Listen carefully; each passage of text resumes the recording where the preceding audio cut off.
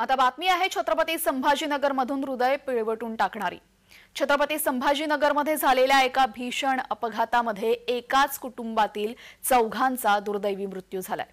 या मृतांमध्ये 6 महिन्याच्या बाळाचाही समावेश आहे।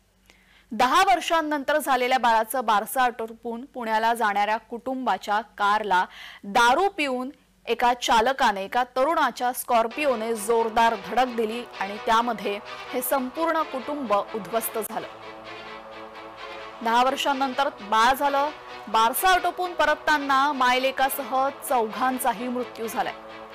22 वर्षीय मद्यधुंद स्कॉर्पिओ चालकाने त्यांच्या कारला धडक दिली। त्यामुळे देसरकर कुटुंबियांच्या कारला स्कॉर्पिओने दिलेल्या धडकेमुळे संपूर्ण देसरकर कुटुंबच हादरून गेले। ही धडक इतकी भीषण होती की बाळासह आई आणि आजीचा जागीच मृत्यू झाला। स्कॉर्पिओने धडक दिल्याने झालेल्या अपघातात चौघांचा मृत्यू झालाय। छत्रपती संभाजीनगर शहरापासून जवळच असणाऱ्या लिंबेगाव जो परिसरामध्ये हा अपघात घडलाय।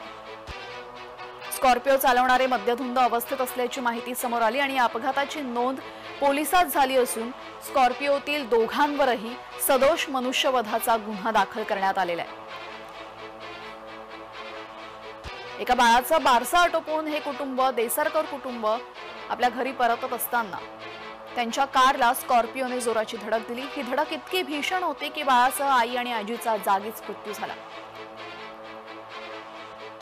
एकाच कुटुंबातील या सर्वांचा मृत्यू झाल्यामुळे दुःखाचा डोंगर कोसळला आणि या मृतांमध्ये 6 महिन्याच्या चिमुकला अमोघ देसरकरचाही समावेश आहे।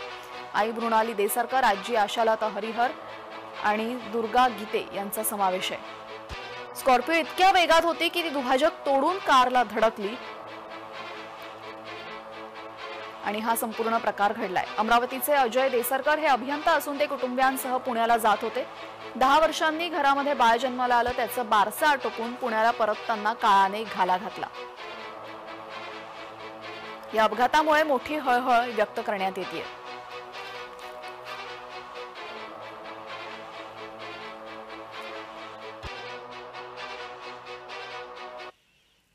तर छत्रपती संभाजीनगर अपघातावर आता पोलिसांची प्रतिक्रियाही समोर आलेली आहे। आरोपींना अटक केली असून आरोपी हे अपघात घडत्या वेळेस दारू पिलेले असल्याचं निष्पन्न झालेलं आहे आणि त्यानुसार त्या आरोपींवर सदोष मनुष्यवधाचा गुन्हा दाखल करण्यात आलेला आहे। पाहूयात।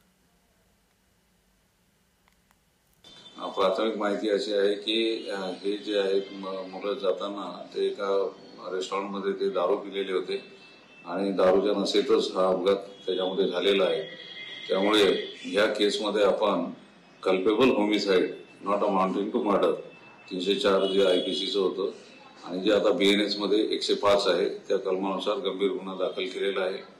रात्री तात्काळ जे आरोपीचा आहे शोध घेऊन आम्ही त्याला टीव्ही सेंटर एरियातून अटक केलेली आहे। अटकेनंतर तात्काळ त्याचं वैद्यकीय तपासणी करून मद्यप्राशन केल्यासंबंधात त्याचं आपण ब्लड सॅम्पल कलेक्ट केलेलं आहे। दोन्ही आरोपीचे जे आहे ते ब्लड सॅम्पल कलेक्ट केलेले आहे आणि आरोपींना रात्रीच त्यामध्ये अटक करण्यात आलेली आहे।